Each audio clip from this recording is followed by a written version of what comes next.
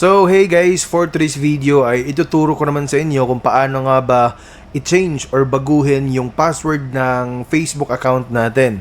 So napakasimple at napakadali lang guys. So pwede nyo gamitin yung computer, cellphone, tablet at kahit ano pa man. Okay, magkaparehas lang po sila ng instruction. So kapag nandito ka na sa dashboard, syempre pipiliin mo tong account mo, tong picture na nasa topper or nasa top right.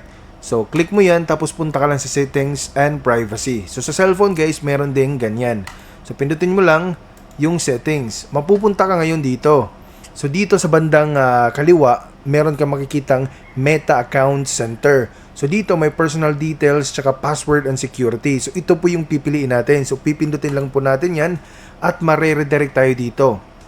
So, as you can see, dito sa kabila, merong profile, connected experiences, tapos under sa account settings, merong password and security. So pipindutin lang po natin yan. Tapos meron tayong makikita ditong change password under sa login and recovery. So pindutin mo yung change password, piliin mo yung account mo. Pagkatapos guys, kailangan mo i-enter yung current na password mo. Okay? So enter mo yung current password dito. Tapos new password. Tapos retype mo, tapos change password. So in this case guys, kailangan i-verify yung account ko.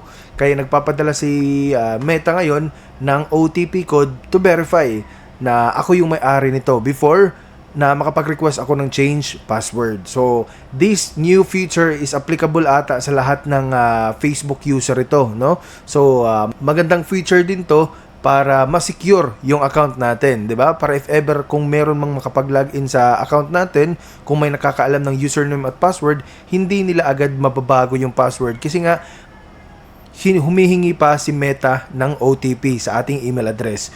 So I hope na nakatulong tong video na to. Please don't forget to subscribe